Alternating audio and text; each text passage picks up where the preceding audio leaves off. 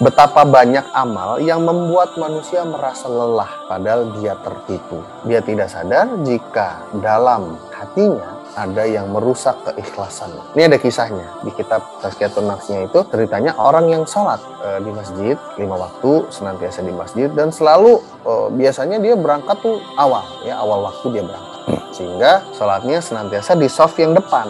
Di kisahnya ini, orang tersebut tidak berada di shaf terdepan, lantas akhirnya di shaf di belakang. Dan ketika dia sholat di belakang, malu sama yang shafnya di depan. Kepada bapak-bapak lain yang biasanya dia temui di shaf depan, dia ada rasa malu. Maka rusaklah keikhlasannya. Seperti itu setan menggoda manusia. Amalan yang membuat manusia merasa lelah padahal tertipu. Ya, kita ini dibodoh-bodohin aja sama setan. Setan di masjid itu tugasnya 2, menggoda kehusyuan, keikhlasan orang yang sedang sholat. Yang kedua, menggoda DKM-nya. Seperti itu teman-teman. Ya, jadi mereka melakukan amal tapi Allah tidak menghitungnya. Rugi besar, bangkrut ya. Amalan yang bertujuan untuk dunia. Bahkan tadi sholat ada rasa malu di shaf kedua saja, itu sudah rusak keikhlasannya. Sudah berhasil dirusak oleh setan. Masya Allah. Ya, nah ini kita harus senantiasa menjaganya, adanya di situ ya. Berikutnya, ini dari kitab punya karangan dari Syekh Dr. Yusuf Al-Qardawi, yang kalau diterjemahkan dalam bahasa Indonesia, Norma dan Etika Ekonomi Islam.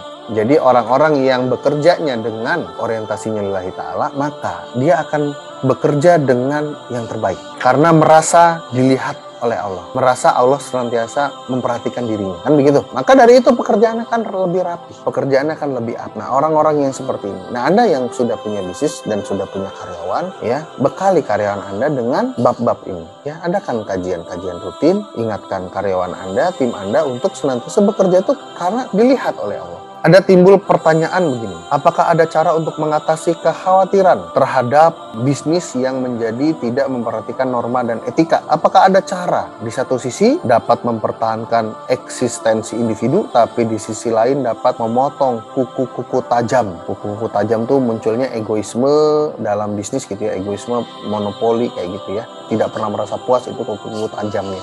Jawabannya ada. Itulah iman. Imanlah yang membuat pengusaha mempunyai akal untuk melihat dirinya, untuk melihat hartanya, melihat kehidupannya, tidak dengan kacamata kapitalis.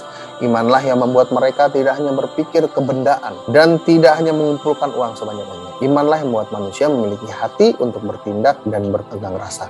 Hatinya selalu berinteraksi dengan Allah, berinteraksi dengan alam, dengan manusia, dengan kehidupan, dengan penuh semangat. Ia mencintai kebenaran, menginginkan kebaikan, membenci kebatilan, dan menjauhkan kejahatan. Nah, akal yang dikendalikan oleh iman inilah yang membuat seorang Muslim tidak mau bersaing dengan cara yang tidak sehat. Tidak mau berebutan pangkat dan kedudukan. Masya Allah. Tidak merasa bahwa hasil dari pencapaiannya, prestasinya, itu karena dirinya berprestasi atau karena dirinya pandai, bukan. Tapi senantiasa merasa bahwa adanya campur tangan dari Allah. Jadi sangat berbeda dengan sudut pandangnya kita ini dengan orang di luar sana yang menganggap bahwa gua tuh sukses ya karena gua pinter, karena kita dipinjemin saja. Ya, surat Al-Mu'min ayat ke-39-40. Hai kaumku, sesungguhnya kehidupan dunia ini hanyalah kesenangan sementara, sesungguhnya akhirat itu adalah negeri yang kekal.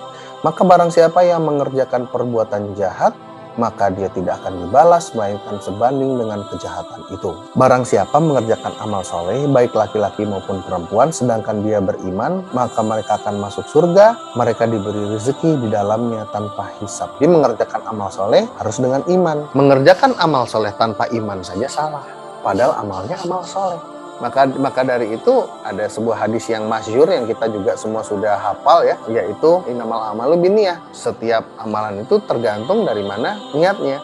Tapi di sisi lain ada juga loh ya hadis yang seolah-olah ya bertentangan dengan hadis tadi tersebut, yaitu innama a'malu bin khawatim.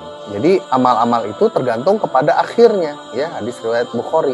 Maksudnya gimana nih? Kok ada dua yang dua-duanya sahih. Ini bagaimana ya? Kan tergantung niatnya, tergantung akhirnya nih. Nah, ternyata itu hakikatnya. Mengawali kegiatan itu harus dengan niat karena Allah, dan akhirnya pun harus kepada Allah. Jadi sepanjang aktivitas itu, sepanjang all the time, dari awal sampai finish, Allah terus. Mantap nggak tuh?